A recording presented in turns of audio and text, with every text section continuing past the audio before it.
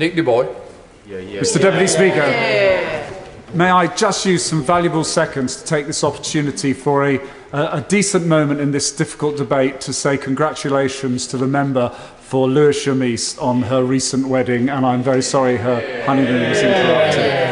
Mr. Deputy Speaker, I made a solemn promise to my constituents at 9:30 on Sunday the 7th of August, having spent 4 hours witnessing what was happening to our constituency. It would be simply this: at the first opportunity, I would come to this House so this House could hear firsthand what happened and the views of my constituents. So I will focus entirely on that in the few minutes that I have.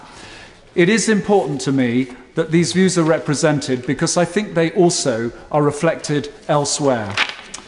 At around about 6 o'clock in the evening, it became clear as youths gathered in, generally under 25, gathered in our town centre. Whilst they were gathering in our town centre, this had been built up by social media throughout the day. The first outbreak appeared at about 7 o'clock, when in fact these youths took to the high street, having been gathered together, 150 of them at that point, and then started their rampage down the high street, Church Street in Enfield Town. Sadly, although it was relatively quickly contained by good police work, it led to the destruction of some very good shops. Some shops that have been there for over 30 years. Mantella's, the jewellery store, who's been a sole trader for over 30 years in Enfield, lost nearly £40,000 of stock. Pearson's, one of the few independent retailers that have been have a long legacy in Enfield, damaged front and back. And what was stolen? The good quality leather handbags. What was taken were high quality goods with a clear target in mind. We lost many stores down our high street. But at that point, the matter was not over. For a period of about an hour, the youths gathered and increased their numbers, and as I stood amongst them, I heard them on their phones organising to bring other people up, organising them to come on what trains to come up to, and indeed some of them hinting at where they may be going next.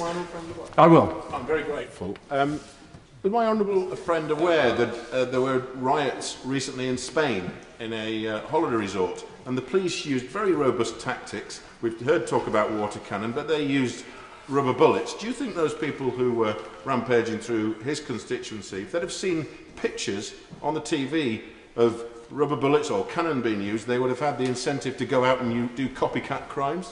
My honourable friend makes a good point, and indeed he reflects the views of my constituents in advance of what I was going to say. Of course they were very distressed, and one of the questions was, why do we not use water cannon? Why do we not use rubber bullets? And I think they have proved effective in other locations. They are limited into their effectiveness, I accept, in some parts, and indeed around London it would be difficult. But here actually was a classic example of a wide town centre where dispersal could have been achieved, and it may have changed things. And the mere threat of these, I believe, will also restrict any future activity. Unfortunately, later in the evening, when the outburst grew more serious, as these thugs simply attacked a police vehicle that contained TSG unit at the time, what would happen was that they would disperse and run up nearby residential streets, quiet, detached streets. And it was there at around about 9:30 that 30 or 40 of them ran past me, pushing a 70-year-old man out of the way. We were face to face with them in the garden of some neighbours, and as they ran past, their foul-mouthed abuse, these brave individuals, hidden with their hoodies across their face, clutching their very expensive mobile phones, embarked on finding their rather souped-up cars that were parked in this same residential high street. This was no moral crusade. This was not a campaign for social justice. This was simple criminal activity determined to profit from it. And so my constituents are furious at what happened to their town. But of course, what is worrying was the extreme arrogance of the individuals who had no fear of being recognised, who had no sense of right or wrong. And we obviously as a country now have to address this issue, and we will look for how to deal with that in the future. Yeah, I will give way briefly. With Think of Way, and describes the high street which we share as constituent neighbours. on the subject of what we do about it, he will go home on the tube with me and we'll see the headlines of the fury of the soft sentences being handed down to the latest offenders. So you share my concern that the punishment must fit the crime, and if it's not to be prison, then it must be proper restitution, paying for their plunder, and also repairing the damage that they've done to our communities. Again, my honourable friend and my honourable neighbour, who obviously shared in some of the problems we had, he identifies a key point. One of the other wishes of my constituents was justice is seen to be served.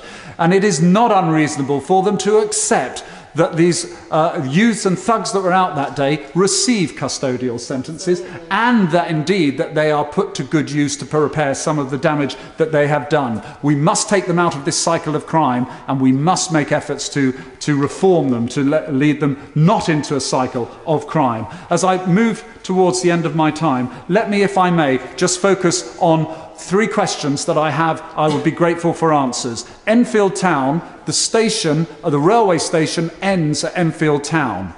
During the course of the day, trains were packed with people coming up to cause their mayhem. I believe a request was made to TfL to stop those trains coming up, as indeed some of the buses that were coming up from other parts of London. It never happened. My constituents would like to know why.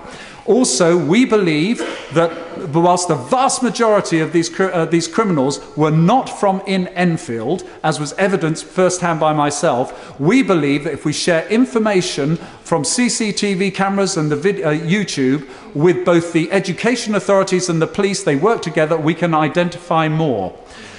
It is a fair question. Why were we not able to disperse the over 100 members there early on in the hours? I believe that is a question that needs answering. Let me pay tribute to the Borough Commander, Dave Tucker, his team, and since then Enfield Council, who are working together now. Enfield is open for business. It has recovered well, and our last legacy, sadly,